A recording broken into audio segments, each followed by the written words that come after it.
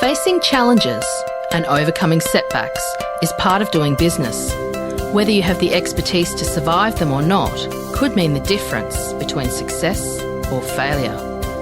Welcome to We Are Women, featuring revealing conversations that provide invaluable insights into the success secrets of female masterminds. A must-listen for every entrepreneurial woman. Now here's your host, Janeen Vosper. Hi, it's Janeen Vosper, and welcome to this episode of the We Are Women podcast. I have the sensational Shannon Chawla from all the way from Portland with us, and she is a pain specialist and a practicing acupuncturist, wellness coach, and holistic healing practitioner. She has over 25 years of experience helping people transform their relationship with pain and well-being. Inspired by her own recovery from severe injury, she blends ancient healing wisdom with modern science to guide others in reconnecting with their bodies, restoring balance, and embracing their full potential. Her journey as a medical provider, along with raising two boys, one with Down syndrome, has allowed her to have more understanding of the complexities that life has to offer. Welcome, Shannon. Thank you. Wonderful to be here. And I'm going to say welcome again.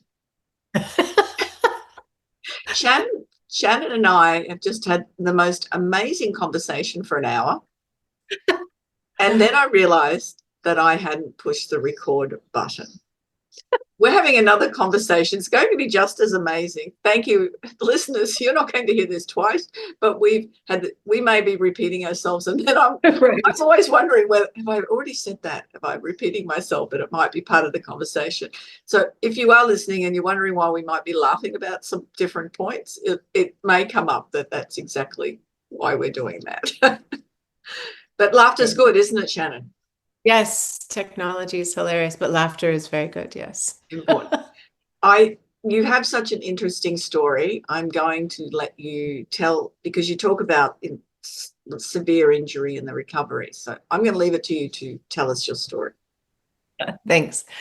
So my story, I suppose, began long ago with I was actually a modern dancer, and I was in a rehearsal where the choreographer had us all like connected to bungee cords, and one slipped and I landed on my neck, and boom, my whole career shifted.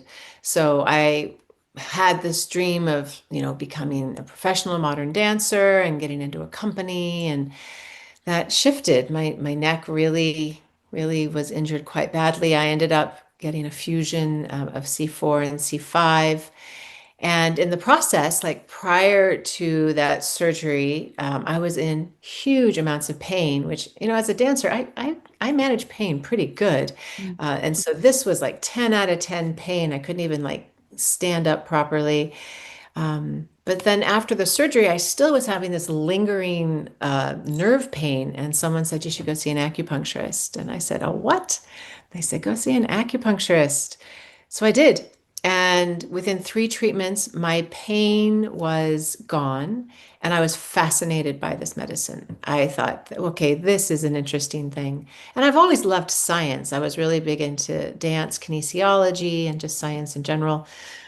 So I decided to try and be a dancer anymore. I said, okay, that's it. I'm going to go be an acupuncturist. There's more of a story to it. My acupuncturist that I was seeing at the time was like, you need to be an acupuncturist. Like, you ask more questions than the average human, so you should go do that. So I did. And I love what I do. I absolutely love what I do. The beautiful part is that I now have a career that is sustainable until I'm very old, whereas dance was not that possibility. So this is a good thing. So that's where I am now. That the challenges, and there's been a few there, and I know there's some other challenges you've had along the way, but that's a big deal, isn't it, to have something so life-changing. And I imagine you were quite young when that happens, and so it's even more traumatic when you're younger. They're going, what else am I going to do? How am I going to do it? And you sort of made the journey, oh, well, I had the operation, I had pain, and then I went and saw an acupuncturist. Like an easy sort of process, but it wouldn't have been, would it? No, it wasn't at all. It was definitely life-changing. And like I think there are, three big things in my life that have been very transformative for me. Asking me to go, oh, what are you going to do about this? And how are you going to respond? And this was the first one because I had this vision of what I thought my life was going to be as a dancer. And then all of a sudden, it wasn't going to happen.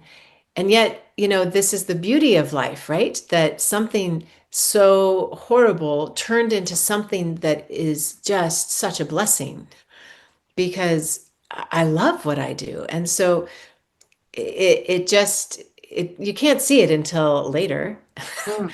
But at the time, we're like, this is the most horrible thing. And so, as we get older and we have perspective, but it was the best thing that could have happened to me. I don't know if I would have landed up in a acupuncturist's office otherwise, right?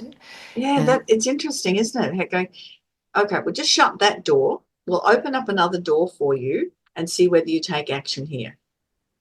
yeah, And yeah, obviously that you did, and that's yeah. where you're meant to be. And then you've created, a business, a life. It's not just that you have, that you love, and you can continue, as you said, you can continue doing to any age because you know how to do it. I've always been a fan of acupuncture, and I went back for some acupuncture recently, and the person I went to, he said, I looked it up and said, oh, last time you were here was 2009. So it was, I have had it since with a couple other people, but he's a Chinese medicine guy as well. So I really trust what he does. So yes, he's been doing it for quite a while as well. And what I found I quite liked, he did laser as also. And I know that you mentioned that that's something that you do because sometimes when you talk acupuncture, people go, oh, the needles. And particularly he was doing it in my feet. So the rest of the body had the needles, but the feet had laser. Thank you very much.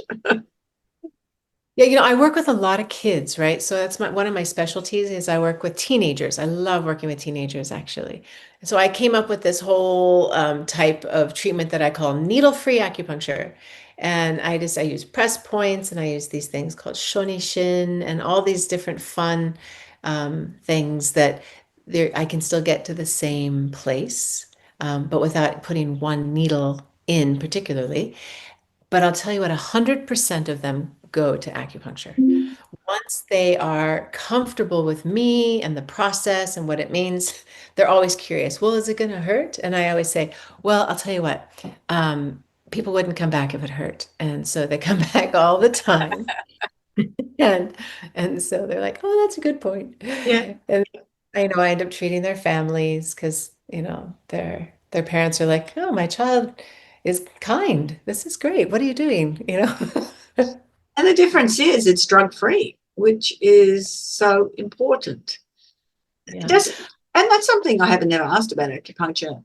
Does it then train the body if say you've got back pain and you've got the points of you've had acupuncture, does it then the body remember how to fix it through the nerves?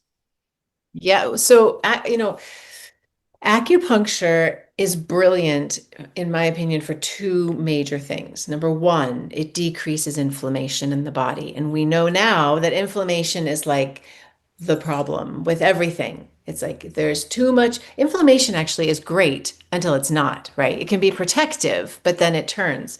And so what acupuncture does is it really helps balance out that inflammation response. The other thing that it does is it sets the body into what's called the parasympathetic nervous response. So our sympathetic system is fight and flight and, always going. Very important to have, if you're being chased by a Bengal tiger, but we now tend to have it more. But the parasympathetic system helps with rest and relax and digest. So what we know is that when the body goes into this state of reduction of inflammation, a place of the parasympathetic nervous system relaxing, the body comes into balance. Now, mind you, I'm using Western terms here, right? So an acupuncturist is going to use a whole different term around chi and blood and different points and all of that. But what I do believe happens is that the body does remember. So, it's like these whole new fun terms now called neuroplasticity, Yes. which means which is that our body remembers, right? So our body remembers chronic pain, right? Which, we'll talk about in a little bit. My new course is all about supporting chronic pain. And so the body actually remembers chronic pain. And then we put new information in, and the body goes, oh, right, we don't need to feel pain so much. So that's what happens with acupuncture is new information is going into the whole nervous system, and it is lasting.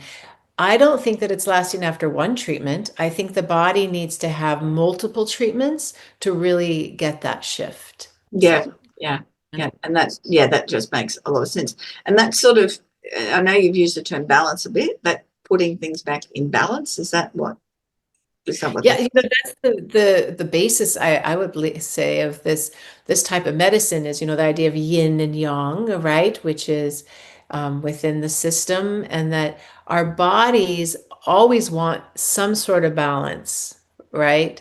And we will always have something in the body that is doing its job and another one opposing it, right? This parasympathetic nervous system, sympathetic nervous system, for an example.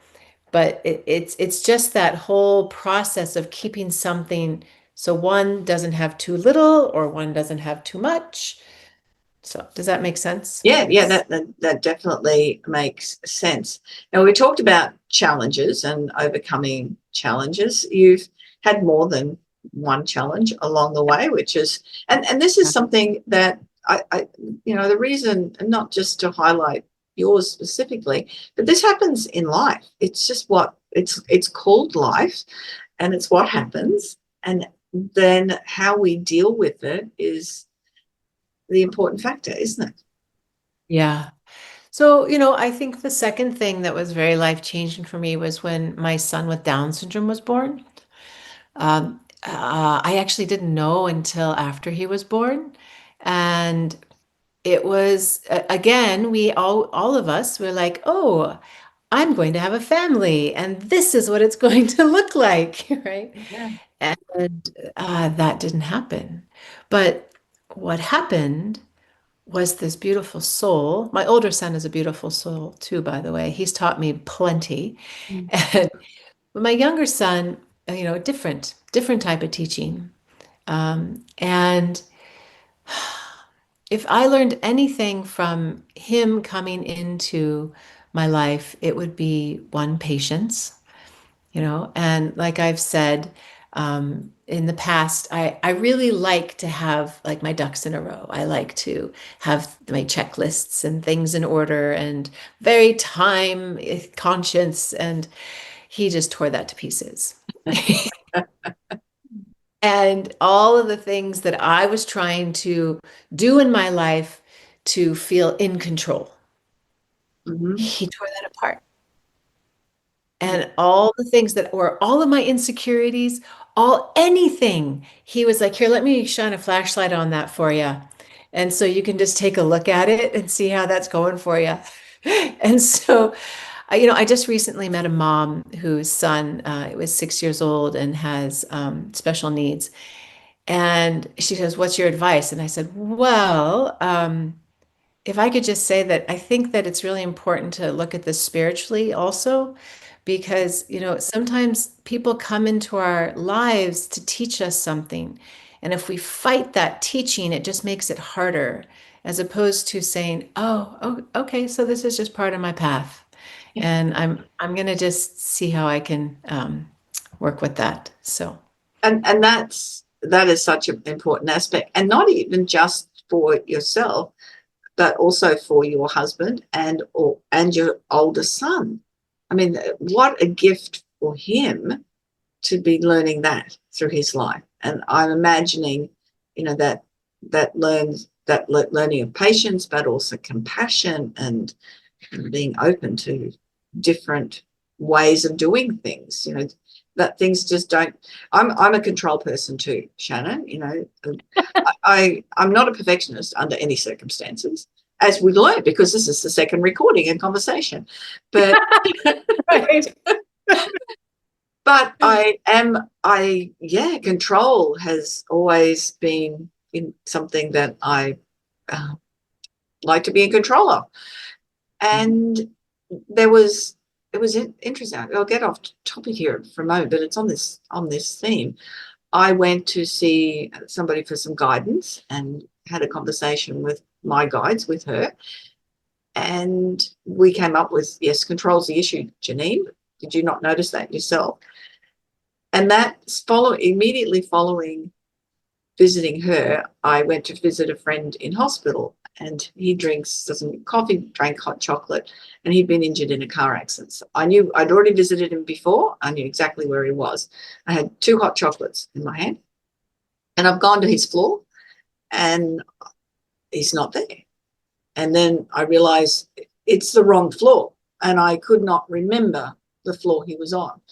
And the floor that I went onto was to do with brain injury, and it had silence signs everywhere, and my phone starts ringing. There's nowhere to put the cups of hot chocolate. I'm on the wrong floor. Couldn't remember where he was, and the phone is ringing loudly, and everyone's looking at me. And I thought, thank you for that. That was a lesson in something I cannot control. Right. It was immediate. Have you got it? I'll put you in this situation. But I love, what's important though, what you just said was, and not having the shame and the like hammering yourself, like, oh dear, okay, thank you, right? I shared the story the first time around, which was fun, was I think when my son was younger, we'd gone into a store, and I was busy trying to shop, and he's next to me, and next thing you know, he's running down the aisle, just like dumping, everything, but laughing hysterically and joyfully. Like he thought this was just like he was in a play gym. And I was mortified, right? People are staring at me, and I was like, this is terrible. I'm not a perfect human. I'm not a good mom. Can't even control my son. And so then, but for whatever reason, I saw how much joy he was having, and I started to laugh, and I said, okay, honey, now we're going to have as much joy putting it back, right? But then I had to let go of, like, sorry, I'm not going to be there for an hour. It's like Mm. I got to learn how to go with the flow more. I Yes. got to learn how to um I became stronger definitely as a human, because there's judgment sometimes, and I just he made me stronger as a human, in different ways. Yes. So that's another gift that and a lesson that you possibly needed to learn on this earthly plane as well, Mm. is how to and I imagine that strength has helped you make other decisions in your life as Very well. much so. I became more confident, raising him, Mm. making decisions and how to, do things. And so, I mean, I suppose that leads me into like the third, because that leads into my business part, which is that, the third thing that was so transformative me and just devastating was the ending of my marriage, Mm. right? Because I always, I saw myself as a wife and a mom, like, and I was so proud of that identity. But I didn't realize that that was the only identity that I thought I was gonna get. Like, I didn't realize that I also had, because I had actually got my degree and I practiced, and then I pulled back from it to be mom and stay home, which I don't regret. I loved being with my children. However, there was something apparently brewing inside of me that was like, yeah, you have to do more in this world. Sorry. And everybody has a different path. But, as I started to grow and I started to have a voice in a different way, it created a bit of a reckoning. And yeah, it was devastating, devastating. So much guilt, so much upset on what do I choose, right? I love the analogy that, we have to put a mask on ourselves in a plane before we can put it on the child. Mm. And I think that that analogy has led me through life now, which is, am I in the equation? Am I nurturing myself and not seeing it as selfish, which is often the judgmental case? It, yeah, and I think it was, yes, it was an article, a book I was reading with Brené Brown, and she was talking about how women find value in themselves by how good a parent they are, and also by how they look. And men find value in themselves by how they provide for their family, or what their career or work is. And that's their first thing that they'll find value on. So it becomes that now the modern woman is now going, you know what, I've got a lot to offer, and I want to be able to share that with the world, because and it's quite selfish not to, for what you do. And this is something people might be a little confronted with that language. But if I don't do what I'm doing, I can't affect people's lives.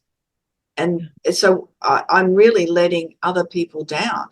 And this is where I want people to get to is, don't, it's very easy to feel guilt and shame. We do it quite easily. Yeah. But it's that, switch it up. Go, how many people are you letting down by not doing what you're meant to be on this earthly plane to do? Yeah, I love that. And it's so important to recognize that. One of the podcasts, and I think I've mentioned this maybe a couple of times on other podcasts, but I was somewhere, and it just as a random, I was traveling about 6,000 kilometers from where I live, and something popped up on a phone, and the person that was working at the information center, it was my Gmail address. It was We Are Women at Gmail. And she said, oh, I listened to that podcast. And I've gone, oh, I'm Janeen. So she did the whole fan thing, and both in tears. And she said, it's changed my life. Yeah. Now, she said, I've learned to say no. I've moved to a different town. I've got all this going on in my life that's so positive now. And that's not me. It's my guests. It's the conversations. It's her taking action, listening to podcasts. It's the whole thing, and taking action to change her life. But I didn't know that ripple went that far. Mm. And that's why it's so important. As you said, even though you felt the guilt and felt terrible about what you putting priority on what you need to be doing in the world, it's understanding that it's so important to find what is of, and we didn't talk about this in the first interview, so you're getting it better now, is different, not better, but the values. What's your highest values? And then how do you interpret that into your life as to, how do you apply that? And if you're not doing that, then you're not feeding your soul, but you're not sharing your gift with the world as well. Yeah, and the more of us that do that, the better the world, right? I mean, and that is actually why I do the work that I do, is to help. It's like I could say, well, I'm helping you get rid of pain. No, not really. I'm actually hoping that people just feel better in their bodies, in their beings, in their whole full selves. Because when we feel that way, then we actually start to live the lives that are fulfilling. And that's different for every single human, right? Every single soul has their own path. And so that is, and if we feel, if there is something that is keeping us from that, then that's what we get to explore. Mm, mm. So yeah, it's values. I like what you were just saying, like that we practice. Yes. And as you said, your path has changed quite a few times and it's led you to be doing what you're doing now. And paying attention to that, Shannon, is so important. It's not blocking it, recognizing what feels right as well. And owning that truth is so important also. Mm, yeah. Because But you're not true to yourself. I've got opinions. Ask me. There's lots of them. and I can be political also. But if I've had people come to me and say, I don't agree with you, Janine, but your authenticness, is that a word? Yeah. Comes across. And I want to work with you because I know within you there is a truth. Mhm. And that way I'm working with someone that I can trust. So Yes. being able to have that and being able to be true to yourself is probably the most important thing that we can do in life. I agree. It's a being, I always say being, are you a part of the equation? That's the term I Mm. use a lot. Like, are you like in your life? Are you a part of the equation or are you not? And when we learn what our how we are the equation, in our life and how we fit in it, um, then yeah, then we get to have a fuller life. So Yeah, yeah, absolutely.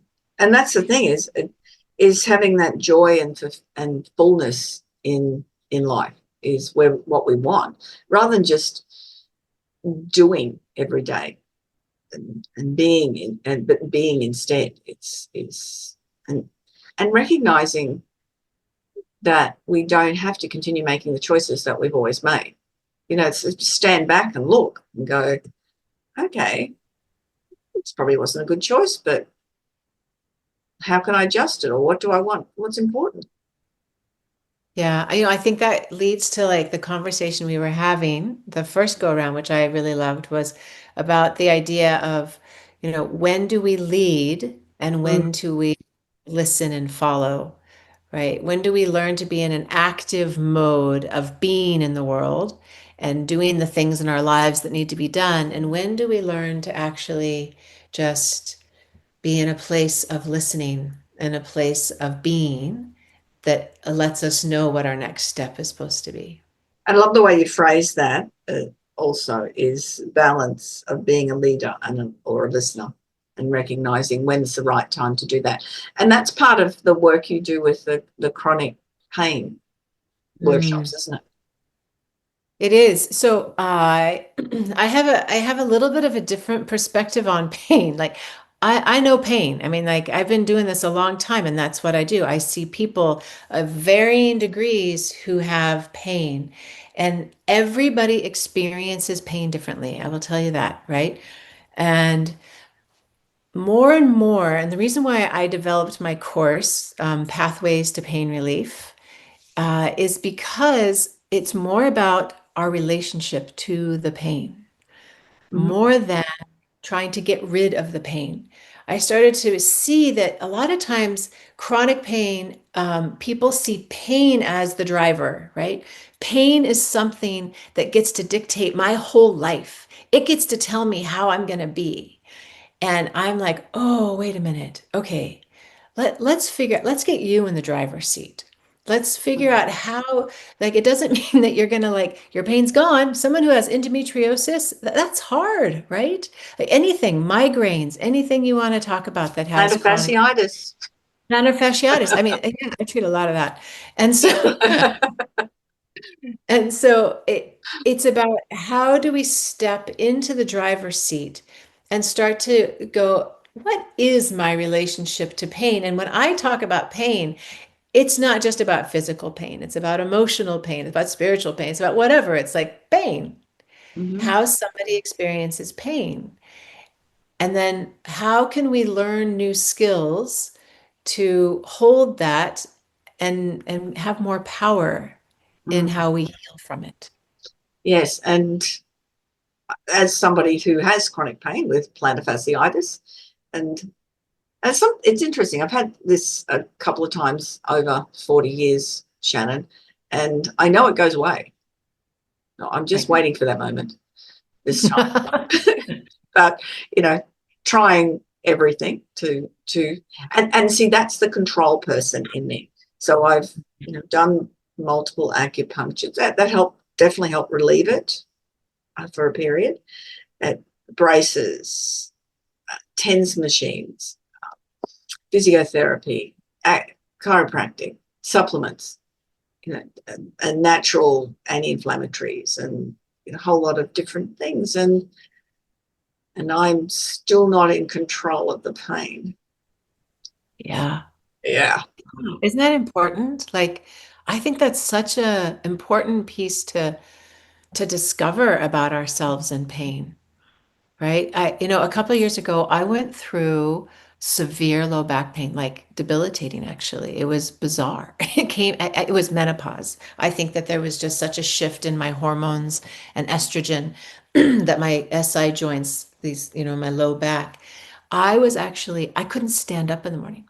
I literally was crooked, and I had to go through this whole process with myself, which was a complete and utter annoyance that I couldn't just get up and start my day. I Mm. had to actually stand up, go back to the ground, and I started to do these types of movements to strengthen. And then I had to be with myself and what was going on, right? And then slowly, slowly start. It slowed me way down, and I didn't like it. No. But it actually was so transformative for me because it helped me embody myself. I love this word in a different way where I was like, oh, okay. So, and even with my kids, because I was like, hi, so you're gonna need to make your own lunches, right? Whereas I was like, what do you need? What do you want? I was like a chef. And I had to ask for help. I had to do things differently. And it really did change things for me in my life. That's really interesting. Asking for help is a big thing that women, we aren't good at, because if we show that we're not good at doing that, then it's letting, again, some of that shame in. If we can't do something that we're supposed to be able to, my mother could do it, why can't I do it? Well, your Agreed. mother didn't have a job and study and all the life pressures and social media and everything else that's going on that you have in your life. And give yourself a break is an important factor. Yes, letting to control with the pain. Because we've already had that one conversation around this, and I think it's probably good for me to have the second conversation, so it might even work its way through a little bit more to let it go, Shannon. And how am I going to do that? Tell me. Wow. Okay. I think there's layers. I do. I think that I do believe that chronic pain is it's complex, right? And yet it's simple. There's both parts to it. What I mean complex is that um, there's biology, and then there is also emotion. And there is a lot of emotion attached to chronic pain. Very few humans do not have an emotional attachment to chronic pain. Now, even if you're looking at an athlete, right, where they tear their hamstring, oh my gosh, devastated. And they are going to work as hard as they can to get back. They're going to go through so much pain, right, to get back to where they were. Well, what if Yes. they don't, right? So again, this pain is somehow the leader. They are the dictator of your life. And Mm. so I think that there's layers of, just understanding about power structure, about any sort of trauma, physical, emotional that we may have had in our lives, and how chronic pain sneaks in and starts to take over. So I think that some of the ways that I work with people is one, just getting really clear on what your relationship to the pain is. Like Mm, really getting clear on it. How do you see it? Like that's what we do in the course, You figure it out what it is and where it came from and what you want from it. And what would happen if you couldn't get rid of it? mm. What if you couldn't get rid of it? Like what if Yeah, there as a big walker, that's for me, it's bad enough for 6 months of that. right. Yeah. So what would have to change in the system, flow? What would have to flow differently so that we no longer were fighting forward and it needs to be this way? Mm, Okay, I have chronic pain. Okay, I'm on the ground and I'm rolling around and I'm not happy about it. But you know what? I'm going to take care of myself. mm, Maybe I wish I could walk. And you know what? I am going to walk again.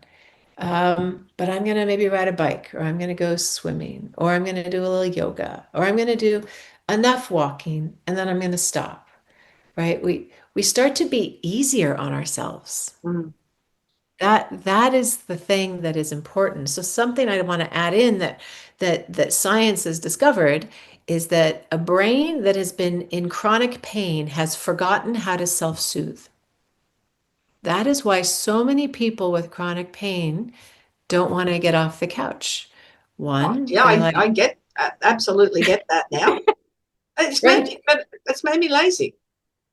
Well, but you see, Well, there's a not lazy judgment. work, but lazy. Right. Okay, Yeah, gotcha. yeah. Yes, I see. Yeah, you're not a Netflix. lazy human. You're not a lazy human, but your brain says, Yeah. "Are you crazy? If you go down that and you start walking down the street, it's going to hurt. It's going to hurt you more, and then you're not going to sleep well, and and then you know what it's going to do? You're hurting, and then you're annoyed, and then you're mad that you can't do what you want to be doing, and so it's like this You whole inside thing. my head. It's really, I mean, it's quite interesting. Yeah. Yeah. And so then I'm just going to avoid it. Mm, And then the body just starts to get afraid. More fear comes to the forefront. yeah. So, I talk about this with people with such honestly love and kindness because there is absolutely zero judgment when I'm like, listen, you've managed chronic pain for your life. How do you want to take care of yourself? Mm, Because you need to be in the driver's seat.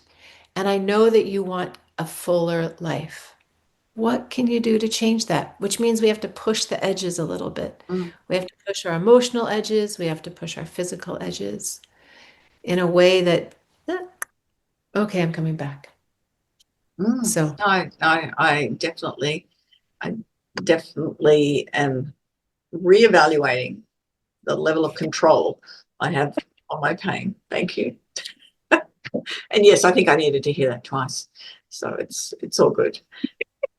One of the methods you did mention before was breathing was a great way to do yes. that. Okay. Yeah. Right. We were talking about like how do we take the body into a parasympathetic nervous response, right? Because we know that the fight and flight, that adrenal sympathetic response, actually keeps us in a pain loop.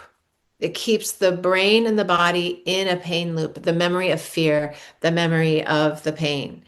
So when we allow the body to go into a more restful state, it's as if a door or a window opens and we have opportunity and we have possibility. So one that I like to tell people to do, it is so simple. Write yourself a little post-it note, right? And put it on your refrigerator, put it on your steering wheel, put it, on your computer. And you're just going to take 4 breaths in through your nose, hold your breath. But as you're holding your breath for about 6 seconds, you're relaxing your shoulders and your body, and then you're breathing out through your mouth for about 6 to 8 counts. And the trick is you want to breathe enough to where you actually feel a little bit of a tightness, right in that solar plexus area, because that's then going to shift the vagus nerve response. So doing that with 3 times in 4 counts, hold your breath, relax, breath out. it resets that vagus nerve and it sets the brain so that you can actually go on to your next thing with a different perspective. Yes, no, I love that. I've got the post-it notes out already, and I'm ready to pop them around us as reminders. I I was have them. watching our football team on the weekend, and there was a crucial moment in the game, and they just scored, and there was a chance that if they kicked the goal, they were going to win the game, and it was a preliminary final. And I noticed all the other players were in a circle, and they were all breathing. They were just taking nice release, slow, strong breaths in, while all the pressure's on the captain to kick the ball.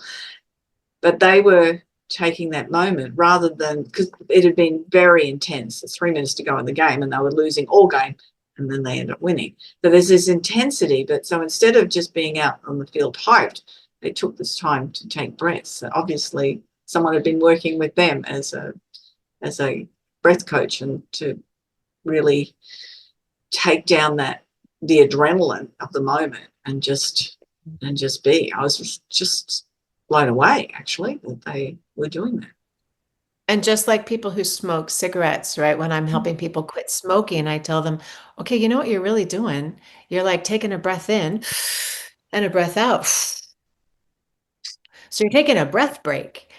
And Yeah. so if you can, get rid of the cigarette, right? And get yourself a crayon or something else and just take big, deep breaths and see if it makes a difference. That just Right. makes so much sense. I yes.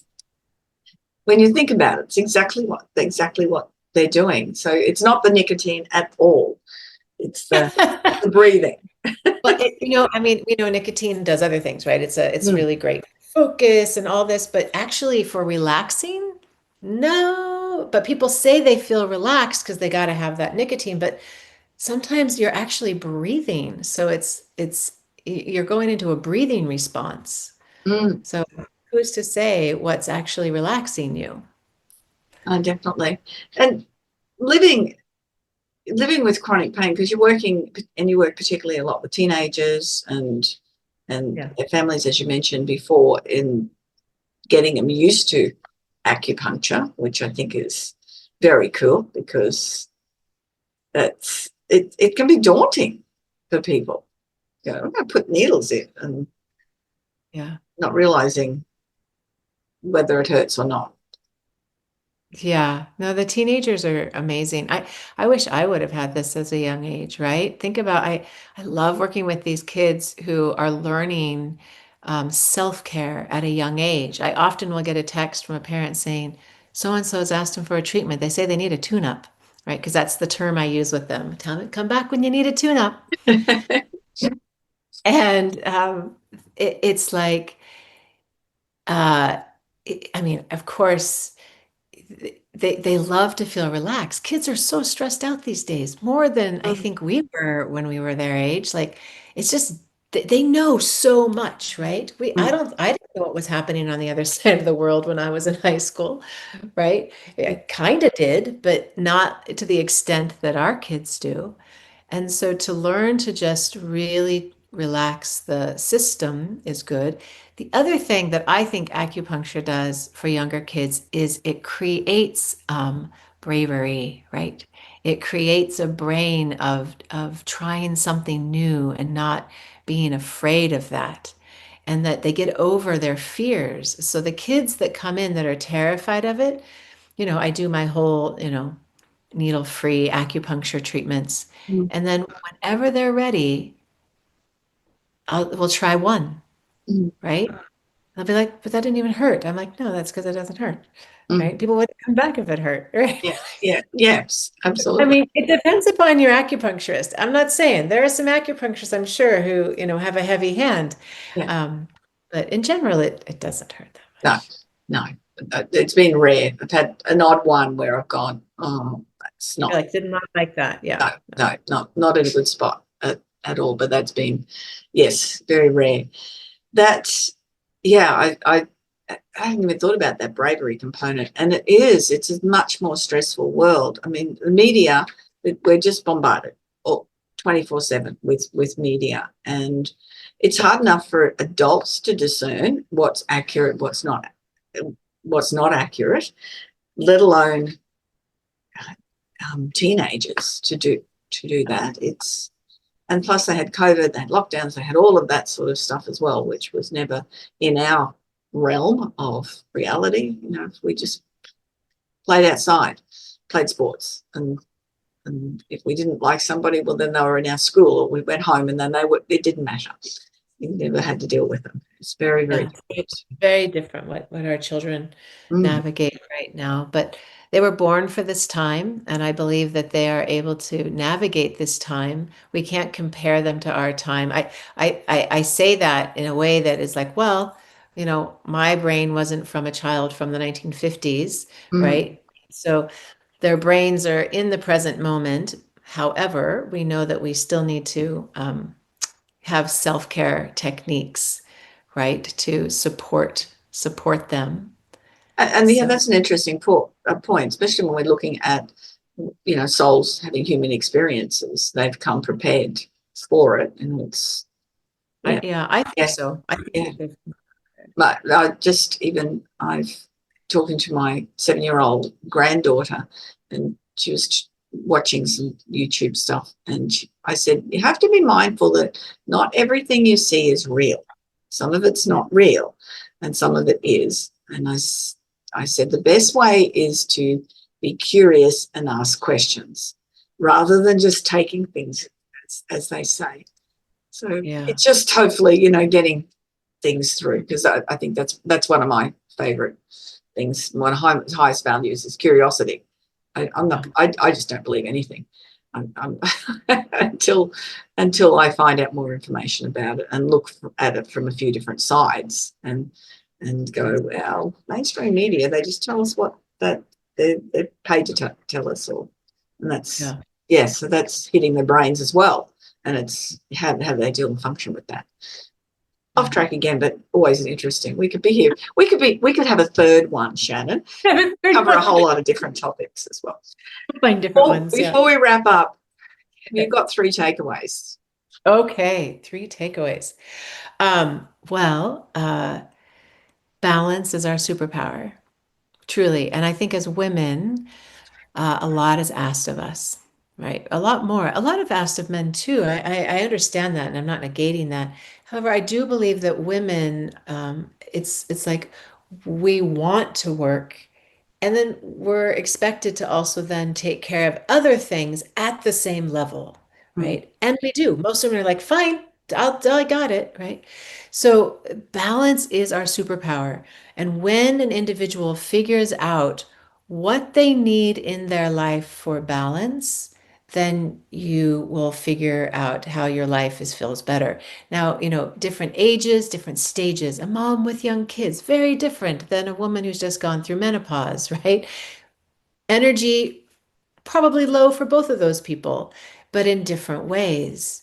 But so what's the balance piece? And so getting really curious as an individual, how to stay balanced in your life, and that's your superpower.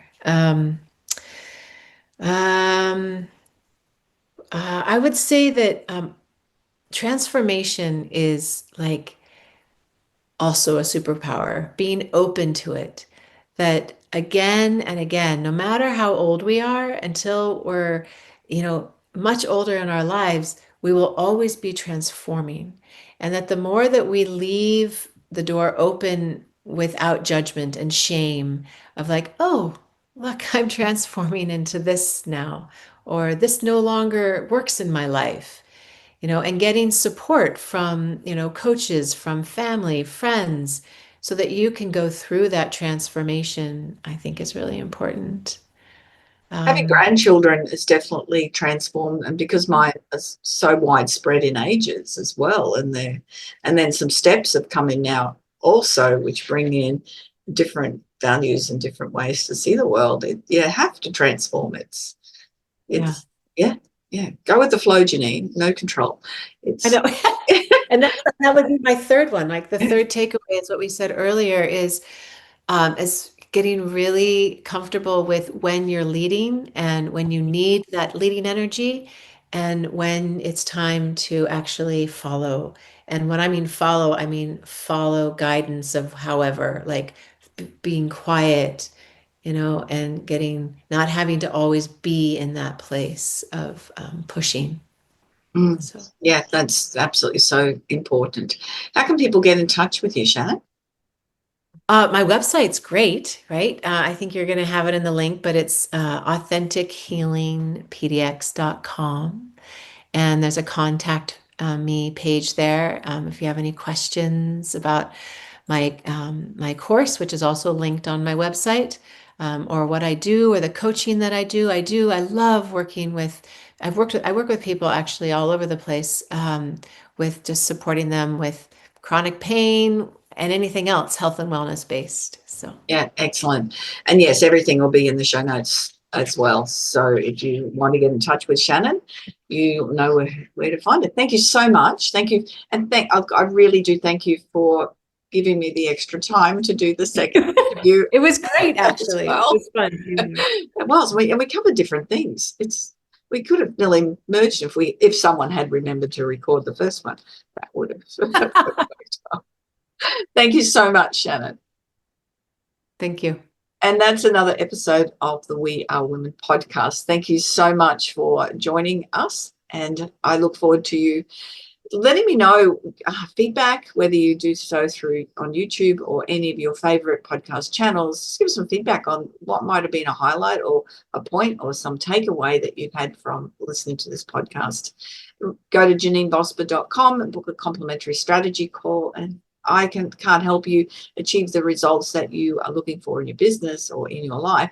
Then I've got a lot of amazing women from around the world that I can direct you through to.